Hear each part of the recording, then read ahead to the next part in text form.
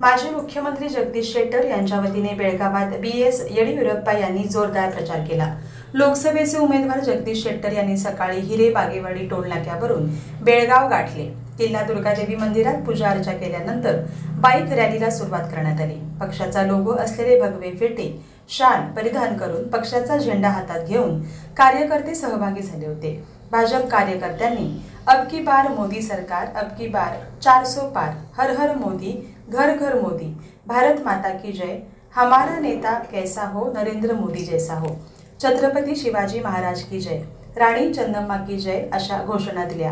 श्री नरेंद्र मोदी यांना पुन्हा पंतप्रधान करणे हे आपल्या सर्वांचे ध्येय आहे। त्यासाठी बेळगाव लोकसभा मतदारसंघात माजी मुख्यमंत्री जगदीश शेट्टर यांचे नाव पक्षश्रेष्ठीने सुचवले आहे। यांचा विजय निश्चित आहे। तो किमान 2 लाख मतांच्या फरकाने विजयी होतील यात शंका नाही। पण आपण उदासीन राहू शकत नाही। सर्वांनी त्यांच्या विजयासाठी एकत्र काम करण्याचे आवाहन केले। उमेदवार जगदीश शेट्टर बोलताना म्हणाले की आमचे ज्येष्ठ नेते BS येडियुरप्पा काल रात्री दावणगिरीहून बेळगावात दाखल झाले। मोदींना पुन्हा पंतप्रधान करण्यासाठी आपण सर्वजण मिळून ही निवडणूक लढवू। बेळगाव ही माझी जन्मभूमी आहे। निवडून आल्यानंतर विकासासाठी रात्रंदिवस काम करण्याचे आश्वासन दिले। या रॅलीत भाजप नेते N रविकुमार, खासदार मंगला अंगडी, प्रदेश उपाध्यक्ष माजी आमदार अनिल बेनके, आमदार अभय पाटील, माजी आमदार संजय पाटील, भाजप नेते किरण जाधव, महानगर जिल्हाध्यक्ष गीता सुतार, सरचिटणीस मुरुगेंद्र गौडा पाटील, ग्रामीण जिल्हाध्यक्ष सुभाष पाटील, महापौर सविता कांबळे, उपमहापौर आनंद चव्हाण, माजी उपमहापौर रेश्मा पाटील यांच्यासह भाजपच्या विविध शाखांचे पदाधिकारी व कार्यकर्ते मोठ्या संख्येने उपस्थित होते।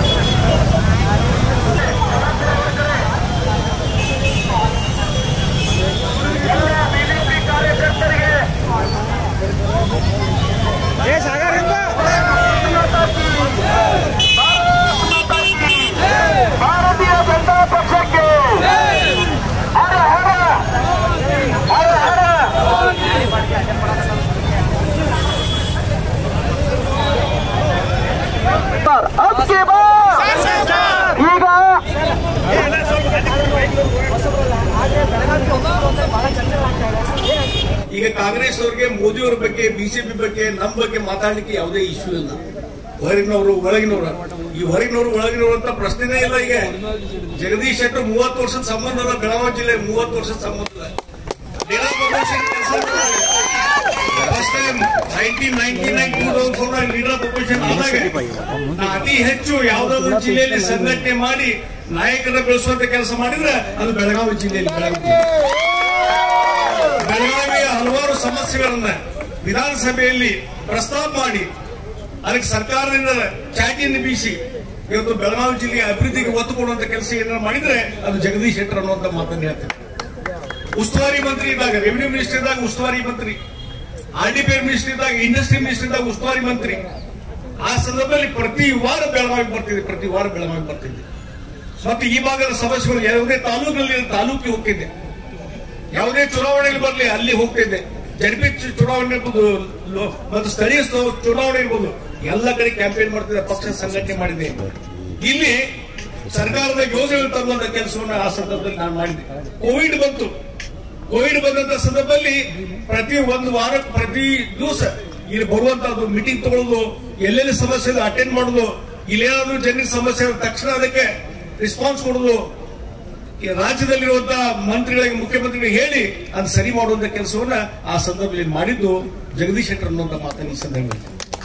ಹೀಗಾಗಿ ಮತ್ತು ಅಂಗಡಿಯವರು ಸುರೇಶ್ ಅಂಗಡಿಯವರು ರೈಲ್ವೆ ಮಿನಿಸ್ಟರ್ ಆದ್ಮೇಲೆ ಎಂಪಿಗಳಾದ 4ನೇ ಸಲ ಎಂಪಿಗಳಾದ್ಮೇಲೆ ಅವರು ಮಾಡಿದಂತ ಒಂದು ಬದಲಾವಣೆ ಅದು ದೊಡ್ಡ ಲಿಸ್ಟೇ ಇದೆ.